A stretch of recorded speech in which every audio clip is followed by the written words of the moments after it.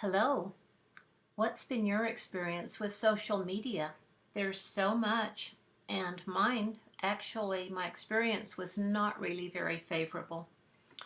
There's Facebook, Google+, Genie, Twitter, Flickr, LinkedIn, MyHeritage, Pinterest, Tumblr, Yammer, and so many more.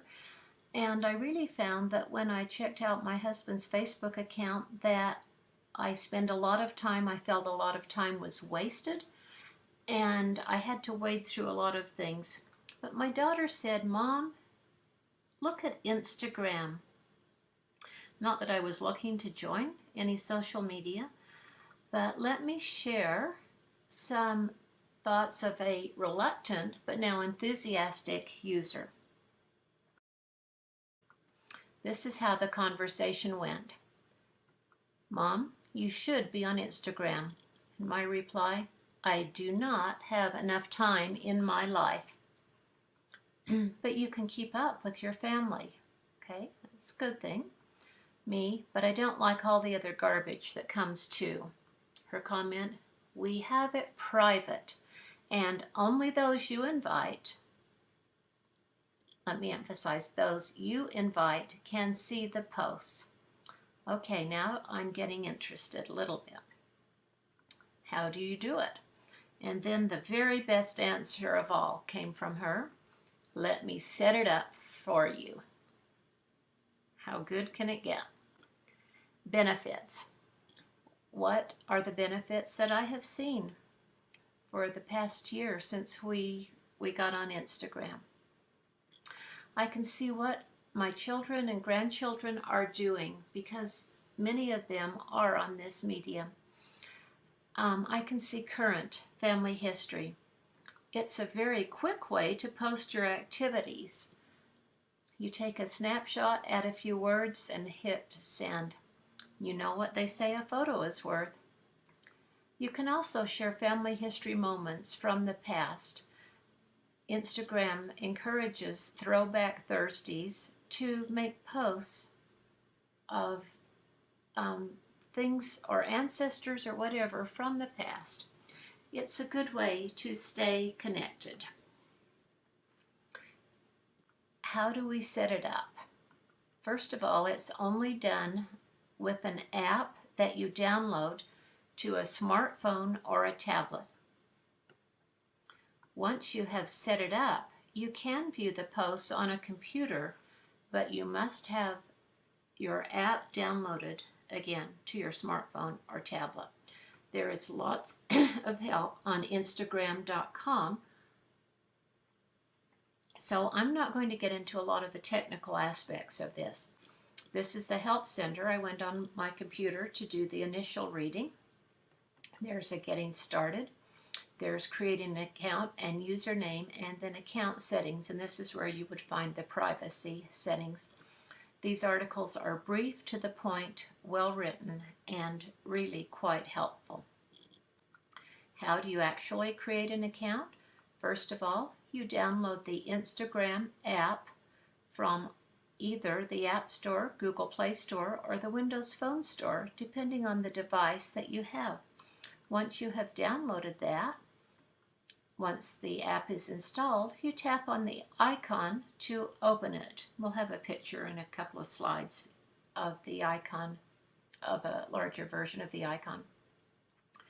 Once it's installed, you tap Sign Up, then you enter your email address and tap Next, or you can log in with your Facebook account if you have one.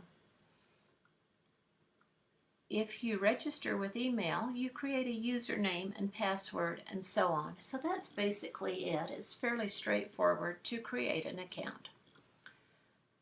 This shows the options on Instagram from on my phone, and it shows here that I have set it to a private account. When your account is private, only people that I approve can see my photos and videos on Instagram. So this is how our family, most of us, have chosen to use it. You may wish to do it differently, but this is how you would do it. This is my phone showing the Instagram app. It looks sort of like a camera and I believe the name comes from the camera and a combination of telegram. You know, a telegram, it's a few brief words to give you good or bad news. But anyway, there it is. That's Instagram, and that's the icon that would, or the app that would be on your tablet or your smartphone. When you open the Instagram app, the following icons will be displayed. We're looking in the lower corner. This is the home button. This is the search tab. You're probably familiar with this little icon. We'll talk about each of these briefly. This is the photo button. This little heart is the activity button. And the last one is the settings button where you control different aspects of the program. Other features on the page up in the upper corner shows who did the post. This little heart, you click on that if you want to like the post, and it will turn red. You can click like, or you can click it off if you don't want to like it anymore. And here is the comment button. So you would click here to add your thoughts. This is if you want to forward it to someone. And then these three little dots over here, depends on if you created the post, then this will give you the editing or deleting capability.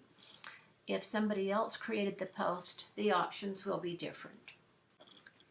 The home page shows the photo and video posts as they come in. In other words, a stream or a trickle or whatever. I don't get so many, but this is where I would see them. I would view them on the home page. Hashtags have been a fun way and a creative way for our family to communicate, and so I've really enjoyed that. So here we have hashtag, or the # borrow a baby. The search page lets you search. No surprises there. I did a hashtag family history and came up with all sorts of things. So this is something you could explore. You could put in hashtag and an ancestor's name or somebody you are looking for and see what comes up. You might be surprised.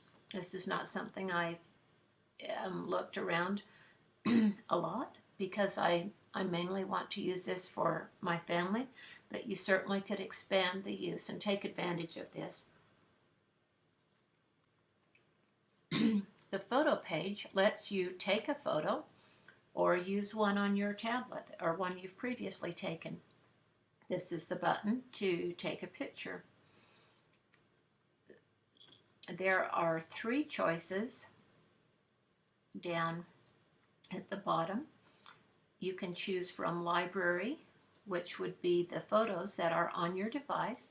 You can choose photo, which would be to take a picture now, or you can choose video. Now these videos are 10 to 15 seconds, and they are wonderful ways to record baby's first steps or crawling or beautiful snowstorm or rain coming down or something going on. But again, they're brief, they're short, so they're not long enough to become annoying. The activity page shows 2 different things, those that you are following and people who are following you. If you click on you, it shows the likes or comments on your post. If you click on following, it shows activity for those who are following you. The profile page shows several things. Up in the corner is the options, and you would click here to change your privacy settings and so on. These numbers show the statistics. This little button is to edit your profile, to make changes to your picture and so on. These 2 buttons let you control the arrangement. I have a 3x3 grid here showing my most recent 9 of my most recent posts. or you would click the right one to show a list form. You can change the view this way. This little button is for geotagging if you want to have the coordinates attached to photos. And this shows photos of you that other people have posted and have done a hashtag to your name. What do I love? Keeping up with family. One daughter posts sunrises as she leaves for work in the morning. It's fun to see. Another daughter had a run-in with a piece of cement, and she did hashtag when home projects go wrong, hashtag long story, hashtag putting my copay under our construction budget. Again, we have fun with these hashtags, but I can also see what's going on with my children and grandchildren. What do I love? Sharing family history.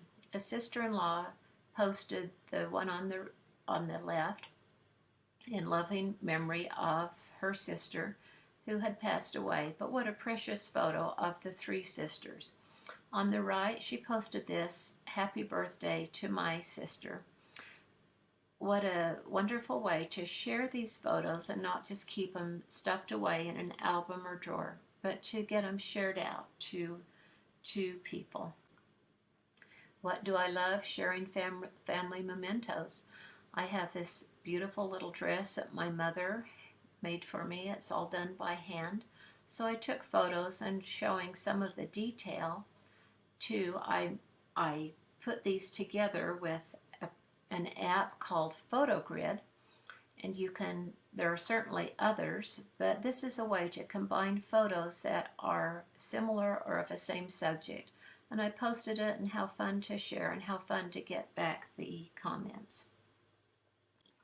What do I love? Being connected. There's a story to each of these pictures, but these are things that I would not know were going on or be able to see if children and grandchildren did not share. Again, the hashtags are a fun way that we use to communicate. So thanks for watching. You may find that Instagram works really well for you, as we have found it works for our family.